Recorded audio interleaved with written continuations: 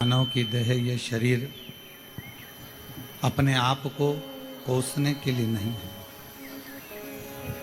ये मानव की देह ये शरीर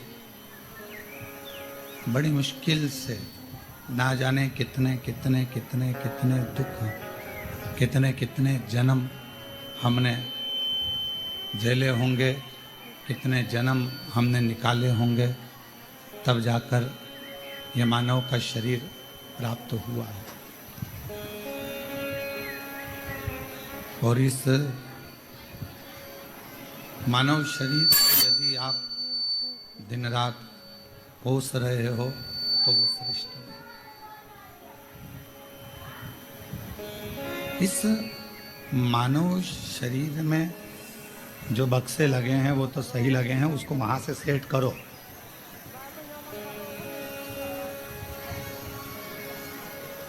इस मानव शरीर में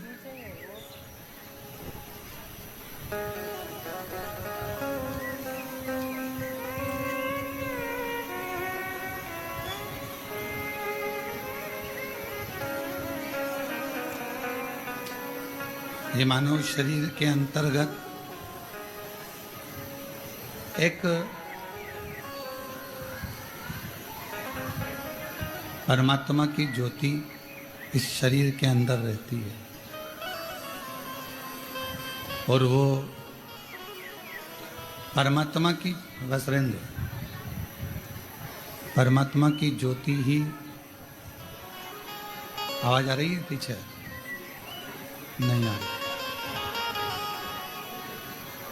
एक परमात्मा की ज्योति ही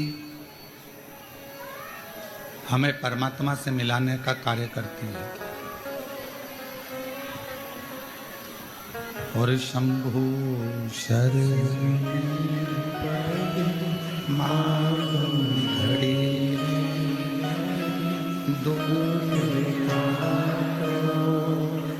दया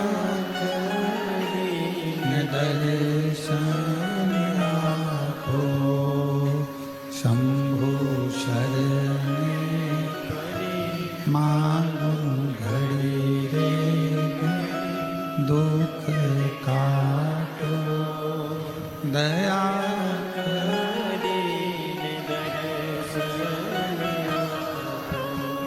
एक मानव की शरीर में जो परमात्मा ने ज्योति दी है, जो प्रकाश दिया है, वो प्रकाश कोई साधारण नहीं है।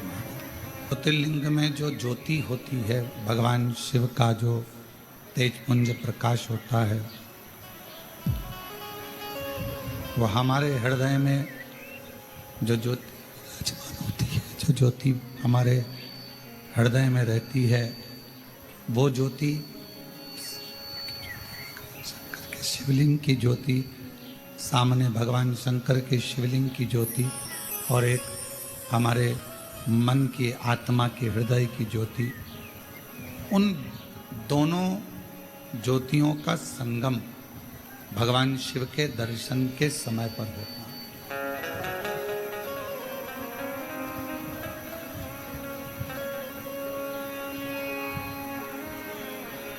और उन ज्योतियों का आदान प्रदान भी होता है। आत्मलिंग ज्योति अर्थात ये मानव का जो शरीर है, उस शरीर के आत्मा में एक आत्मलिंग ज्योति होती है। और वो आत्मलिंग ज्योति शिवलिंग की ज्योति की ओर जाती है और भगवान शंकर के शिवलिंग में जो ज्योति होती है वो आत्मलिंग ज्योति की ओर जाती है।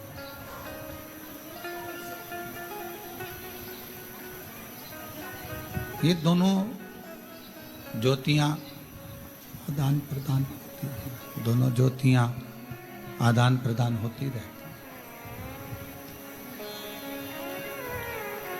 शिव महापुराण में 12 ज्योतिर्लिंग के दर्शन की बड़ी महत्वता है। स्कंद पुराण में भी 12 ज्योतिर्लिंग के दर्शन की बड़ी महत्वता है।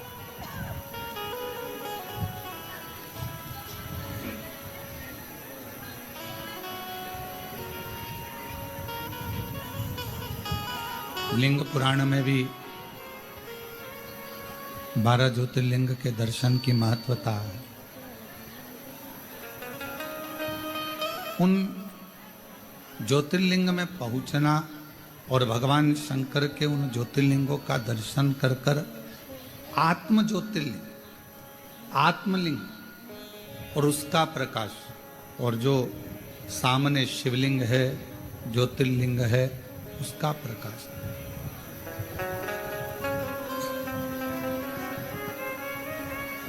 इन दोनों ज्योति का मिलन,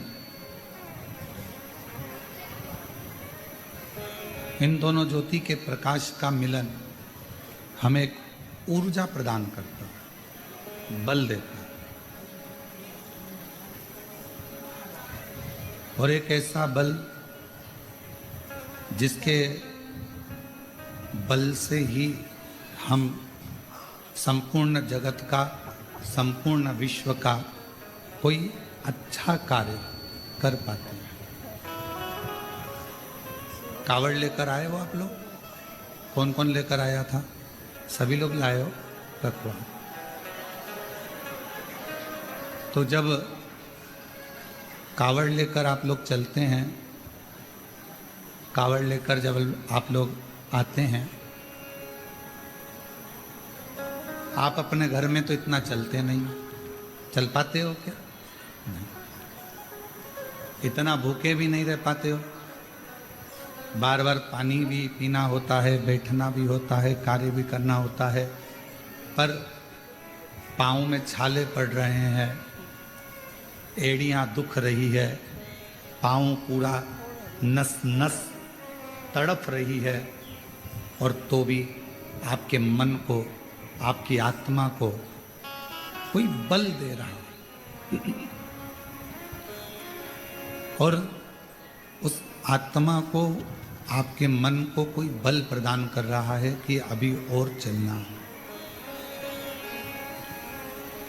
और इस मन को, इस आत्मा को, इस चित्त को दे रहा है, तो समझ लेना पाँव दुख रहे हैं, बैठने का मन कर रहा है, पर भीतर से एक बल और मिल रहा है कि बस थोड़ा और बचा है, चलते चलो। जो बल दे रहा है वही शिवलिंग के तेज का बल, वही बल भगवान शंकर के तेज पुंज का, ज्योति का बल, वही बल।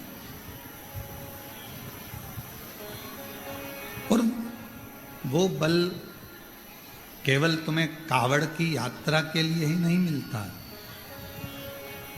शंकर भगवान के मंदिर में जो रोज प्रतिदिन भगवान शिव जी को जल समर्पित करते हैं, जो भगवान शिव के मंदिर में रोज भगवान शंकर की आराधना करने के हैं, जो रोज भगवान शिव की अविरल भक्ति में डूबते हैं,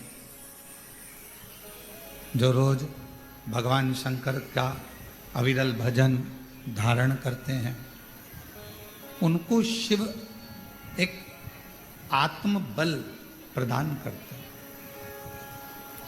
5 वृक्ष ऐसे बताए हैं स्कंद पुराण में, शिव महापुराण में, विष्णु पुराण में, कूर्म पुराण में 5 वृक्ष ऐसे बताए हैं कि जिनके नीचे से अगर व्यक्ति मात्र निकल कर भी चले जाता है तो बल प्राप्त हो जाता है।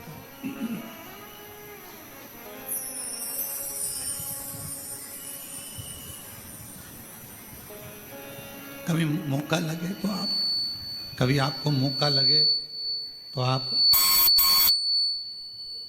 कूर्म पुराण को एक बार जरूर पढ़ना। स्कंद पुराण को, शंभु लिंग पुराण को, कूर्म पुराण को अवश्य पढ़ें। और जब आप पढ़ेंगे, उसको अध्ययन करेंगे, थोड़ा सा ध्यान देंगे, तो आपको मालूम पड़ेगा 5 वृक्ष ऐसे हैं जिनके मात्र नीचे से निकल जाने पर भी व्यक्ति को बल प्राप्त हो। पहले नंबर पर है बेलपत्र का वृक्ष, दूसरे नंबर पर है शमी का वृक्ष, तीसरे नंबर पर है आंवले का वृक्ष, चौथे नंबर पर है पीपल का वृक्ष और पांचवें नंबर पर है वट वृक्ष।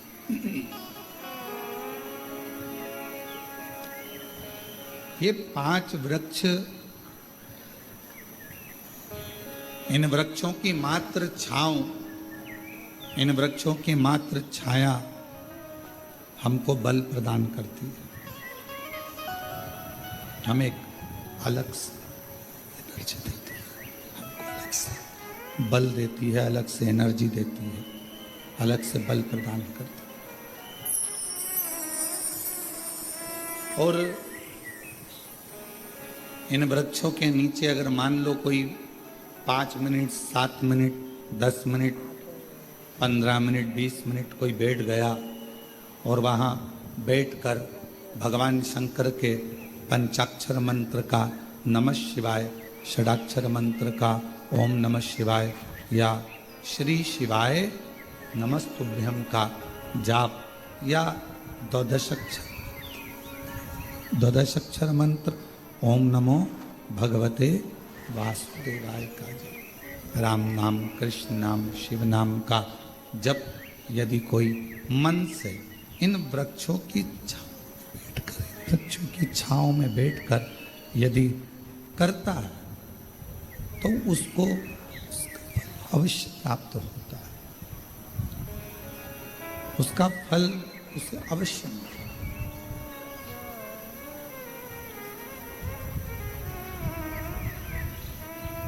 पाँच वृक्ष की छांव में 5 मिनट भी अगर आप उस वृक्ष की, अगर इन बेलपत्र का वृक्ष है, शमी का वृक्ष है, आंवले का वृक्ष है, पीपल का वृक्ष है, वट वृक्ष है, इन वृक्ष की छांव में अगर कुछ देर आप और हम बैठे हैं और भगवान के नाम का उच्चारण कर रहे हैं तो उस वृक्ष की छाएं, उस वृक्ष की छांव हमें एक अलग से बल दे देगी, अलग से ऊर्जा दे।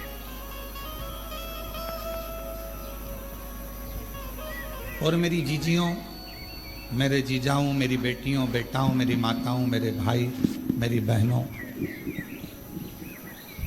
एक निवेदन करेंगे कि कभी यदि बहुत ज़्यादा रोग शरीर में अगर ग्रसित हो गया और रोग छूट नहीं रहा तो शमी के वृक्ष के नीचे बैठकर या तो भगवान शिव का नाम या भगवान श्री गणेश जी महाराज का नाम, जैसा तुम जप सकते हो, जैसा तुम बोल सकते हो, जैसा तुम भज सकते हो वैसा भजो, वैसा करो, जैसा तुमसे बन जाए। शंभु शंभु शरणे मां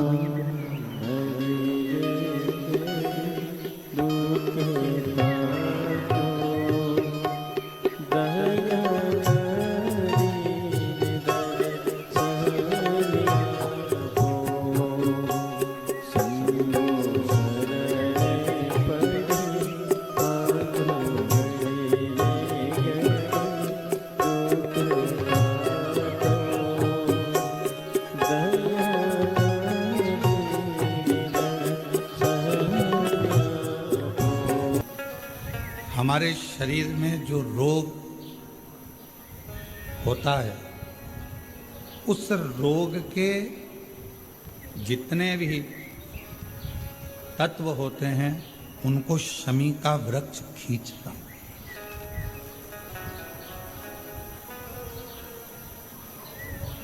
कल एक बहन ने प्रश्न किया कि गुरुजी आपने कहा कि शमी का जो वृक्ष होता है वो बड़ा हो जाता है, बड़ा होने के बाद उसको घर में नहीं रखते, छोटा पौधा, छोटा सा पौधा घर में रख सकते, और वो छोटा सा जो पौधा है उसको तो हम घर में रख सकते हैं, पर वृक्ष, शमी का वृक्ष जितना बड़ा होता चले जाता है तो उसको घर से अपन रखते नहीं, उसको फिर कहीं बगीचे में या कहीं एकांत में या जहाँ उसकी ज़रूरत है वहाँ उसको लगा दिया जाता है। गणेश पुराण में एक बात आती है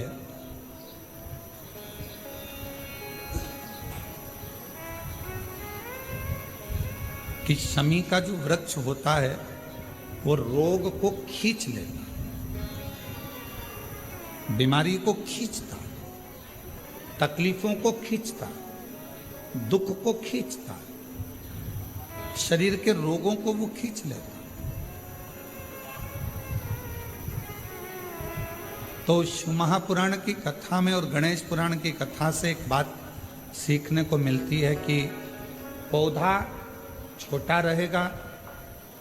रहेगा तो आप उसका पूजन भी कर सकोगे, पत्ते भी ले सकोगे, शिवजी पे भी समर्पित कर सकोगे, और घर के अंदर यदि कोई तकलीफ में है, कष्ट में है, तो उसके दुख को भी वो खींच ले, उसके कष्ट को भी वो खींच ले,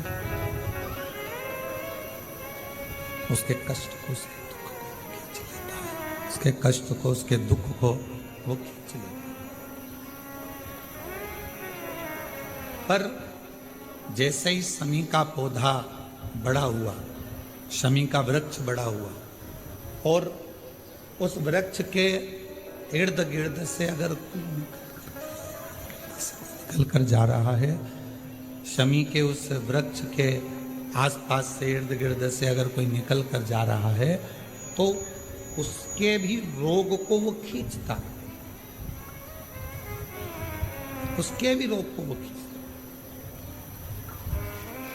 तो हमारे यहाँ सनातन धर्म में सर्व जगत के हित की बात कही जाती है कि शमी का जब पौधा बड़ा हो जाए, शमी का वृक्ष जब बड़ा हो जाए, शमी का पौधा जब बड़ा हो गया तो उसे कहीं अच्छी जगह पर लगा दिया जाए, जिससे सर्व जगत के दुखों को वो खींचता रहे, सबके रोगों को वो समाप्त करता रहे, सबके रोगों को वो खींचता रहे, समाप्त करता रहे। सर्व जगत के हित,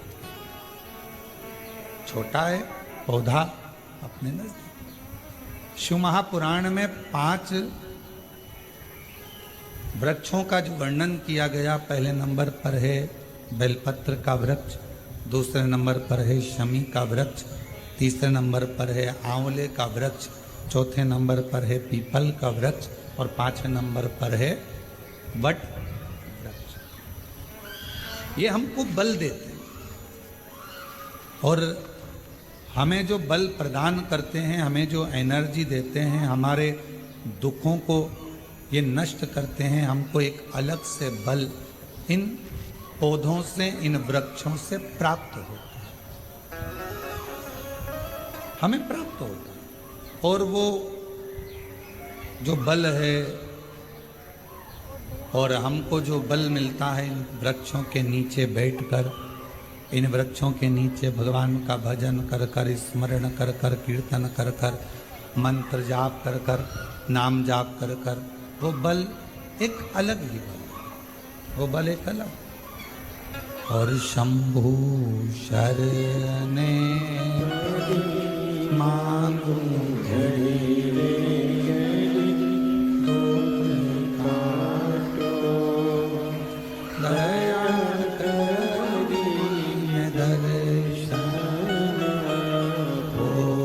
वो हमको एक एनर्जी, एक बल देता। और उस पौधे के नीचे थोड़ा प्रेशर बढ़ा दो,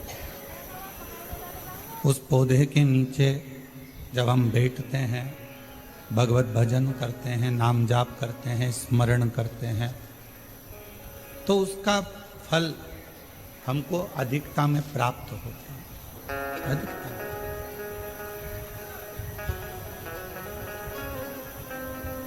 एक असुर हुआ जिसका नाम था मायासुर, और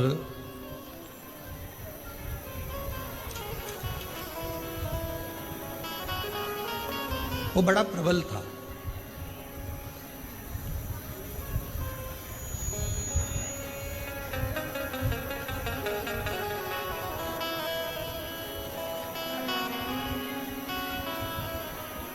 शिव महापुराण में चरित्र आता है मायासुर का कि वो बड़ा प्रबल था, इतना इतना बल उसके अंदर था। भगवान ने स्वयं ब्रह्मा जी से पूछा, क्या इसको बल तुमने दिया?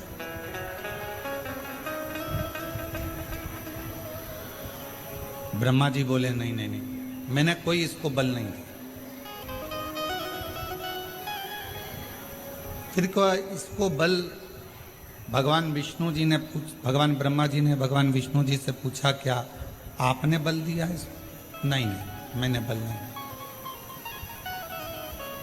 बात पहुंच गई भगवान शंकर जी के पास में, और शिव जी से जाकर पूछा, क्या आपने इसको बल दिया? शिव जी बोले, नहीं दिया। इंद्रदेव के पास बात पहुंची, 33 कोटि देवताओं के पास बात पहुंची, क्या इसको बल आपने दिया? नहीं। फिर मायासुर के पास में इतना बल कैसे आ गया?